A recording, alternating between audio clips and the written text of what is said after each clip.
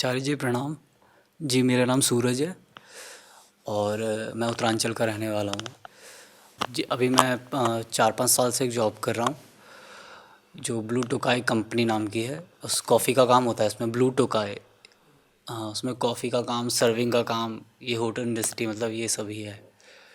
तो इसमें अभी इसके साथ साथ मैंने लॉकडाउन में कुछ काम शुरू किया है, ये मोमोज़ बनाने का।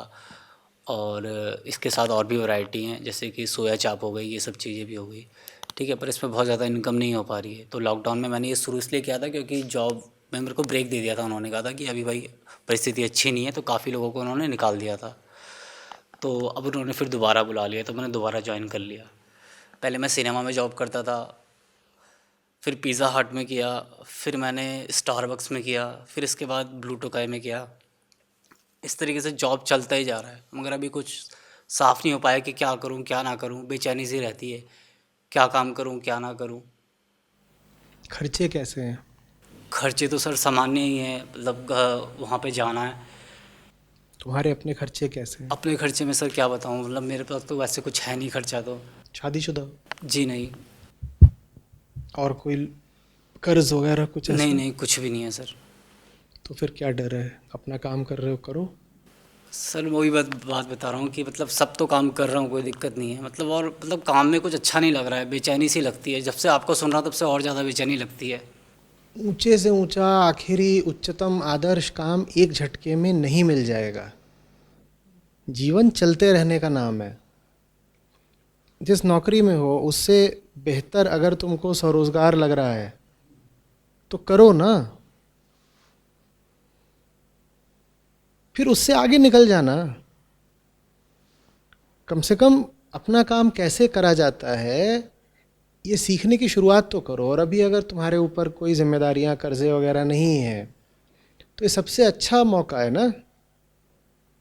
अधिक से अधिक क्या होगा, कुछ गलतियां करोगे, तुम्हारा अपना जो धंधा है वो चलेगा नहीं, नहीं, बंद हो काम जाएगा। शुरू कर रखा है मगर दुकान लेके नहीं कर रखा, रोड पे। जहाँ भी कर रहे हो, जैसे भी कर रहे हो, उसमें अधिक से अधिक क्या बुरा हो जाएगा? नहीं, उसमें कुछ बुरा होने लायक तो नहीं है ऐसा कुछ। तो उसमें आजमाने में, प्रयोग करने में हिचक क्या है? और वो मार्केट भी इतनी अच्छी नहीं है, वो 10-10 रुपये का सामान ज़्यादा बेचना पड़ता है।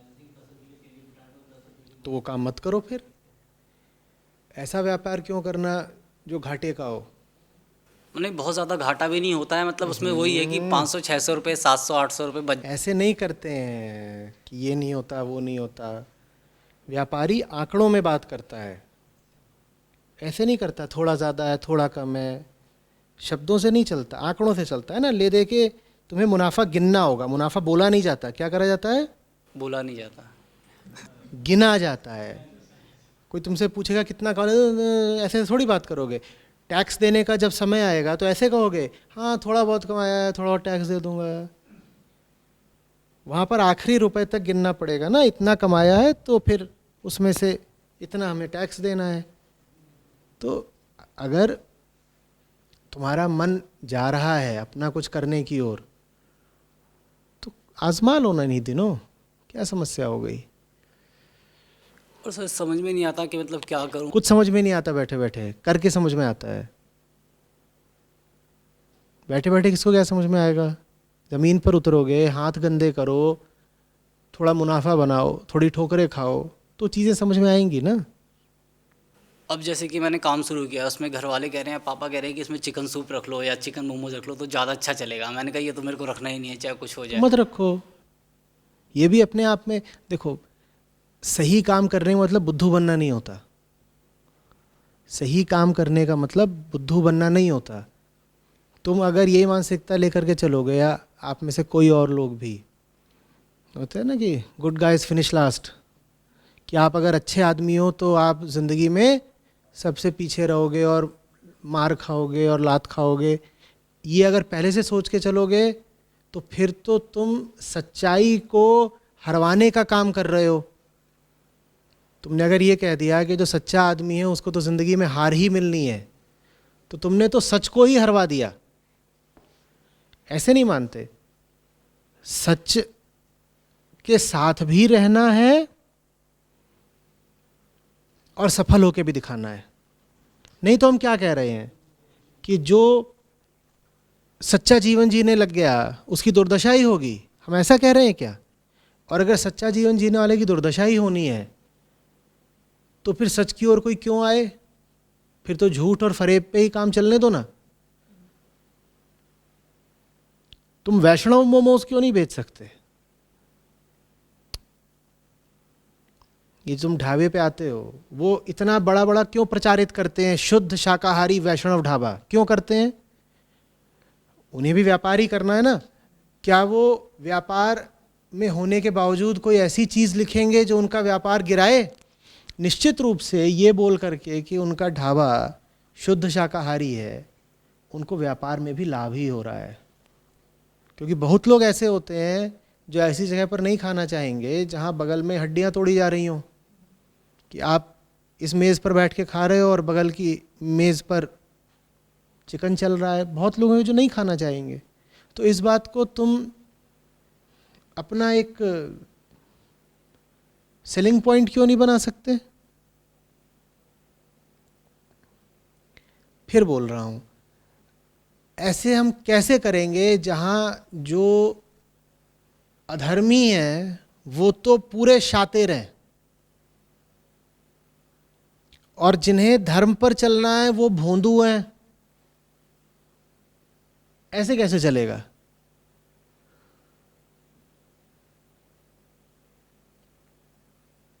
कृष्ण जैसा होना पड़ेगा ना, कि धर्म भी समझ में आता है, धर्म परायण भी है, गीता भी है और युद्ध नीति भी जानते हैं। अर्जुन का अहंकार तोड़ना भी जानते हैं और दुर्योधन की जांघ तोड़ना भी। और अर्जुन का अहंकार तोड़ने के लिए गीता है तो गीता सही, और दुर्योधन की जांघ तोड़ने के लिए अगर अनीति करनी पड़े तो अनीति भी सही। नहीं तो युधिष्ठिर ने तो मामला सब तबाह ही कर दिया था, जीता जिताया युद्ध दुर्योधन के हाथ पर रख दिया था। पता है ना क्या बोल दिया था दुर्योधन से? वो छिपा हुआ था तालाब में, तो उससे बोलते हैं कि अच्छा ठीक है, तुम चुन लो इन हम पांचों में से तुम्हें किससे युद्ध करना है, और अगर हम पांचों में से तुमने किसी एक को भी हरा दिया तो सिंहासन तुम्हारा है। कृष्ण ने माथा पीट लिया, बोले आप सोच समझ के तो बोला करिए, क्या वचन दे दिया आपने? युधिष्ठिर बोले वो तो हमारी आदत है ऐसी, हम। अभी दुर्योधन की खुददारी थी कि वो बोला कि तुम पांचों इस लायक ही नहीं हो कि तुमसे युद्ध करूं, करूंगा तो मैं उससे जो मेरी टक्कर का है, मैं भीम से करूंगा। वो ये भी बोल सकता था कि मैं युधिष्ठिर से करूंगा या सहदेव से करूंगा, वहीं पर खेल खत्म हो गया होता। लेकिन उसके बाद भी वो भीम पर भारी पड़ रहा था। तो फिर कृष्ण ने बहुत ये नहीं सोचा कि नीति क्या कहती है और गदा युद्ध के नियम क्या हैं। उन्होंने कहा कि अगर सब कुछ नियमानुसार ही हुआ तो आज ये भीम को तोड़ देगा। तो उसको इशारा करा कि मारो, नीचे मारो, कोई बात नहीं, मार दो। ऐसा धार्मिक आदमी चाहिए आज।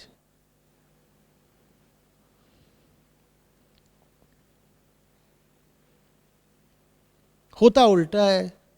मैं जितने भी कपटी लोगों से मिलता हूं, उनकी धूर्तता की कोई सीमा नहीं।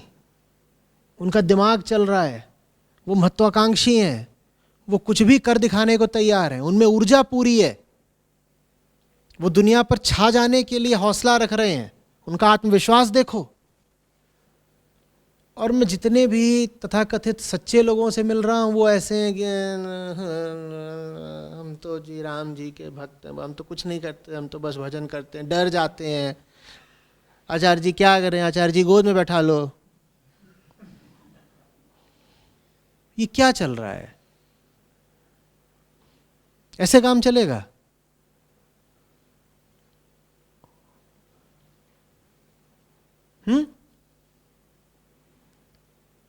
तुम ऐसे समय पर पैदा हुए हो जो इतिहास का सबसे भयानक संक्रमण काल है। संक्रमण से मेरा मतलब कोरोना नहीं है। संक्रमण काल मतलब इस समय आदर्शों का, धर्म का जो संकुचन है, जो त्रासदी है, वैसी कभी नहीं देखी गई। और आज के समय में अगर तुम गोलू बन के बैठ जाओगे, भोंदू बन के बैठ जाओगे, तो फिर तो अधर्म ने मैदान मारी रखा है। वो लोग तो जीते ही हुए हैं, नहीं जीते हुए हैं। सारी सत्ता उनके पास, ताकत उनके पास, पैसा उनके पास, वो तो छाए ही हुए हैं, संगठित वो हैं। उनको कैसे हरा पाएंगे फिर हम? बुद्धि कहाँ है? हौसला कहाँ है? यह सारा बुद्धि और हौसला हमने पापियों के हिस्से ही छोड़ दिया है।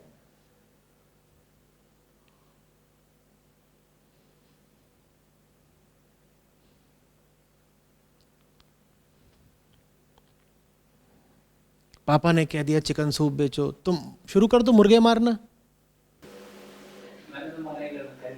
अरे मना ही कर रखा, ये मुद्दा भी क्यों है आज की चर्चा में?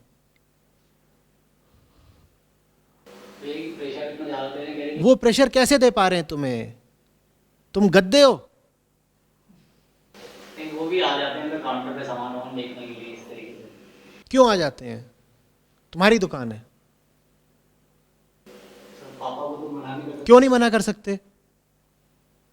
दुर्योधन तो भाई था भीम का, वो जांग तोड़ सकता है, तुम पापा को नहीं मना कर सकते?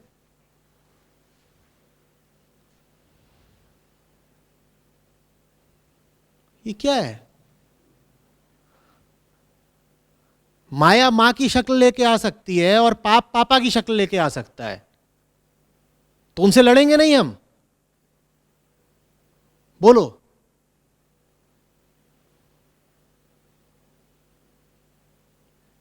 मैं नहीं कह रहा हूं कि सब माएँ माया होती हैं, सब पापा पापी होते हैं, लेकिन अगर मां माया बन गई हो और पापा पाप सिखा रहे हो, तो उनसे लड़ेंगे कि नहीं लड़ेंगे? फिर जवानी कहां है तुम्हारी? तभी तो साहब दिखाया मैंने। ये क्या साहस है? तुम तो ऐसा लग रहा है कि साहस मांग रहे हो। अध्यात्म में कमजोरी के लिए कोई जगह नहीं होती है। जिंदगी में ही कमजोरी के लिए कोई जगह नहीं होती है। गुनाह है कमजोरी। ये लुचुर पुचुर ऐसे कैसे जियोगे?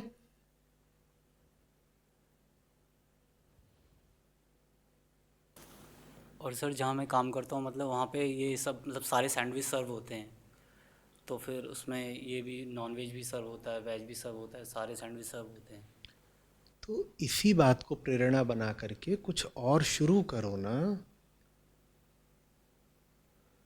देखो, खुद को अभिव्यक्ति देने का एक अच्छा तरीका होता है स्वरोजगार। स्वरोजगार में रोटी भरी नहीं कमाते हो, अपने भीतर की सृजनात्मकता को एक आकार भी देते हो।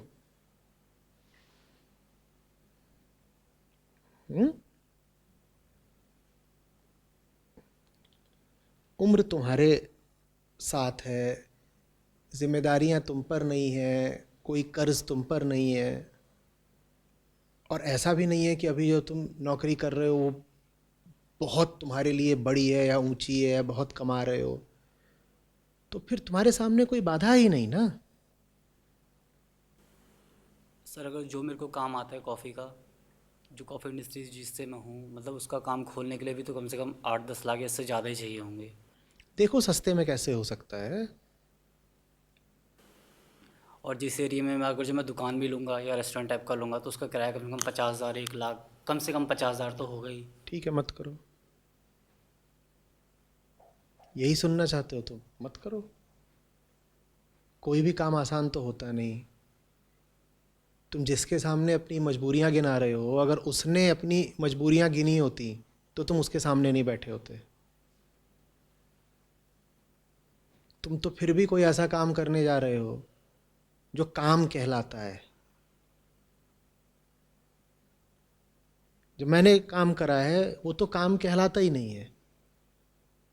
तुम तो फिर भी एक उद्योग, एक इंडस्ट्री के हिस्से बनने जा रहे हो। और मैं ही अगर ये काम करने के विरोध में तर्क ढूंढने लग जाता तो मुझे एक नहीं 100 तर्क मिलते।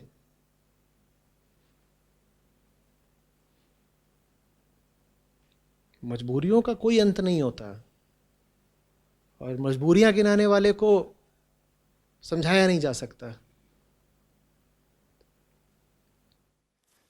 प्रणाम आचार्य जी। आचार्य जी, आपने अभी ऑस्टेरिटी के बारे में कहा था कि मतलब एक साधक को कम खर्चना चाहिए, कम पैसों में अपना गुजार करना चाहिए।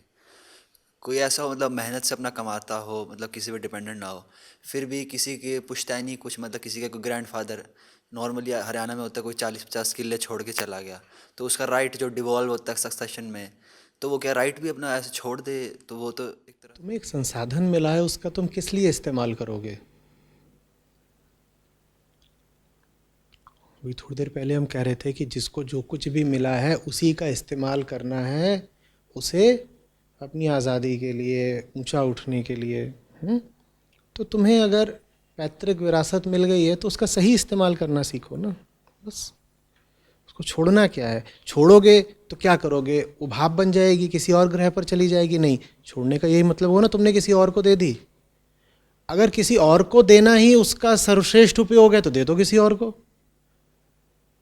लेकिन आमतौर पे जिसको दोगे उसको भी अगर कोई चीज़ मुफ्त की मिल गई तो ऐसा कम ही होगा कि वो उसका समुचित उपयोग करे। तो जो चीज़ तुम्हारे हाथ में है उसका सही इस्तेमाल करना जानो, और सही का मतलब तो तुम जानते ही हो क्या होता है। नहीं, वो मतलब वही मैं कह रहा हूँ, राइट अवेल करना चाहिए, पर कई कहते हैं ना मैंने तो अपना बाप दादा का सब त्याग दिया, अपने दम पे जो किया वो। अगर किन्हीं शर्तों पर मिल रहा हो और वो शर्तें बंधन में डालती हों तो बेशक त्याग दो। शर्तों पे अगर राइट मिलेगा ही तो। अगर मिल रहा है तो त्यागने से कहीं बेहतर है उसका बेहतर इस्तेमाल करना।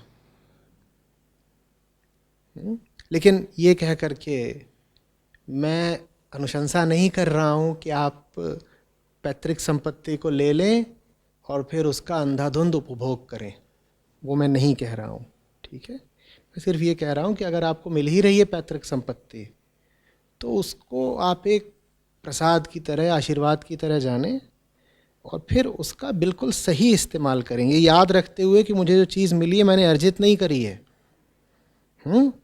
एक उपहार है। और मेरी जिम्मेदारी अब ये है कि मैं इसको व्यर्थ न जाने दूं। और आचार्य जी, कुछ आजकल वेस्टर्न नॉन ड्यूअल फिलोसफर्स हैं, मतलब वो बात एकदम उनकी उपनिषदिक है कि जो कहते हैं everything is self, everything appears from self, disappears in self, मतलब you are just pure awareness, consciousness. पर वो ये बात जब कह रहे होते हैं तब उनके मुंह में हवाईयन सिगार होता है, तो मतलब और हर महीने उनकी गर्लफ्रेंड चेंज हो जाती है, और मतलब अपने चार्टेड प्लेन से घूमते हैं, बिल्कुल body body chiselled body, six pack abs, पूरा अपना। देखो, हवाईयन सिगार या सिक्स पैक एब्स में पता नहीं बुराई है कि नहीं, वो तो उनके अपने व्यक्तिगत संदर्भों पर निर्भर करता है। लेकिन जब भी कोई कहे कि एवरीथिंग इज सेल्फ, तुरंत चौकन्ने हो जाओ, क्योंकि हम उपनिषदों पर इतनी चर्चा कर चुके हैं। तुम उपनिषद समागम में हो? इतनी बार हम बोलते हैं कि हमेशा ये पूछा करो कि जो बात बोली जा रही है वो किसके लिए है, किसको संबोधित किया जा रहा है। यूं ही थोड़ी कभी कुछ बोल दिया जाता है। तुम अगर कह रहे हो सब कुछ सेल्फ ही है, ठीक है, ये तुमने किससे बोल दिया? मैं ही बोलूँ हाँ सब कुछ सत्य है, सत्य के अतिरिक्त किसी की सत्ता नहीं, ठीक है। और ये बात मैंने बोल किससे दी? मैंने नितिन से बोल दी। अब नितिन के लिए क्या है ये खंभा? सेल्फ, सत्य है नहीं, पर उसको यकीन दिला दिया कि है, तो वो तो प्रसन्न नहीं हो जाएगा। तो शुरुआत उससे करोगे ना जिससे बातचीत हो रही है, उसकी हालत को ध्यान में रखते हुए। उससे कोई बात कही जाएगी ना। तुम तो पूरे तरीके से अहम में बैठे हुए हो, और मैं तुमको बोलूँ नहीं तुम आत्मा हो, तो तुम क्या करोगे? तुम समझ लोगे कि अहम ही आत्मा है। तुम यकीन करते हो अहम पर, और मैंने तुम्हें साथ ही साथ रटा दिया कि तुम सेल्फ हो, आत्मा हो, तो तुरंत तुमने क्या सीख लिया? अहम ही तो आत्मा है फिर, क्योंकि मैं अहम हूं, उन्होंने कहा मैं आत्मा हूं, तो माने अहम ही आत्मा है। ये चूक हो जाती है। और इसलिए ये जो नियो अद्वैता है या नियो वेदांता, ये बहुत खतरनाक है। ये अहंकार को बहुत पोषण देता है। ये आचार्य जी फर्स्ट टाइम सुनते हैं तो एक बार सारा कॉन्फ्लिक्ट रुक जाता है, एकदम एक बार तो शांति मिलती है। हाँ, एक बार को मिल जाएगी, एक बार को तो शांति समोसा खा के भी मिल जाती है। ये एक बार की शांति तो बहुत खतरनाक चीज होती है ना।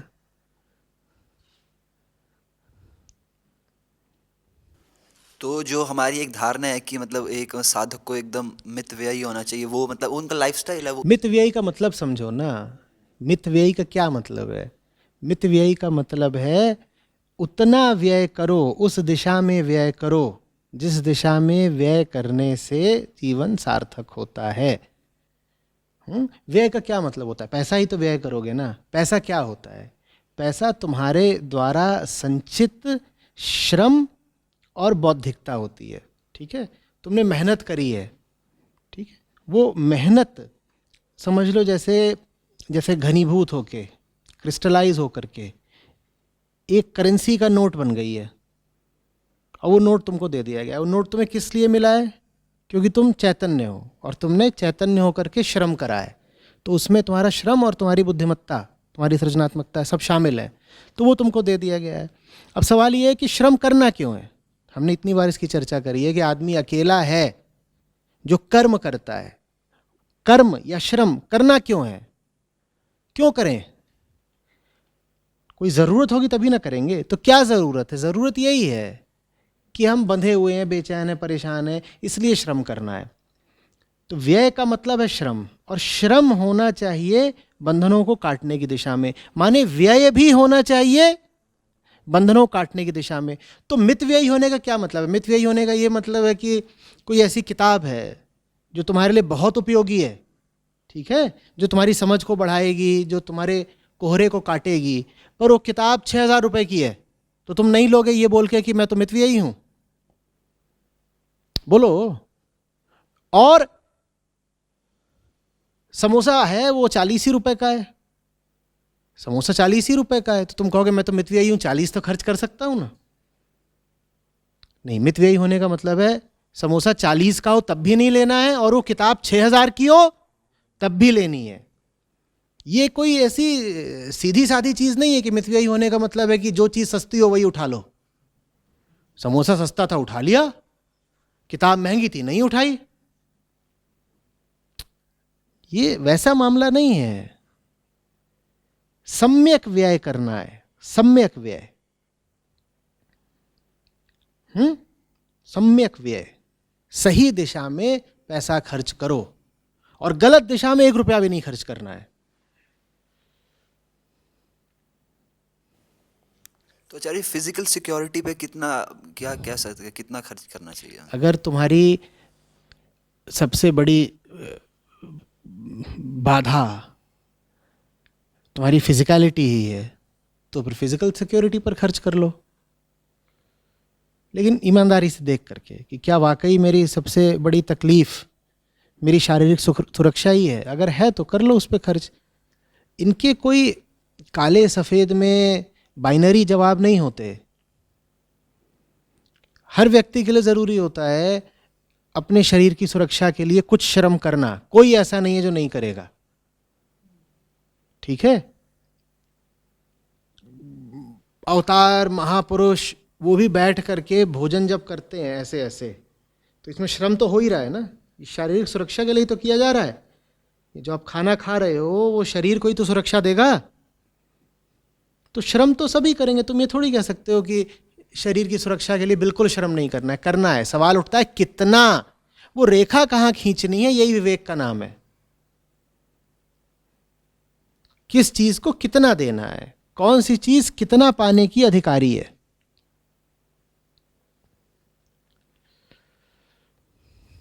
आचार्य जी, और जिसके पास मतलब होता है संपत्ति, पर वो सोचता है कि मतलब इधर उधर ना खर्च करें, पर कई लोग कहते हैं अरे ये तो बड़ा इतना जायदाद है फिर भी कंजूस किस्म का है, तो ऐसे लोग। लोगों को सोचने दो ना। खर्च करोगे तो लोग कहेंगे देखो फिजूल खर्च है, नहीं करोगे तो कहेंगे कंजूस है। लोगों को देख के थोड़ी तुम खर्च करोगे। तुम्हें तो अपने विवेक से सोचना है कि किस दिशा में ये मेरा संचित धन, संचित श्रम जाना चाहिए और कहाँ नहीं जाना चाहिए।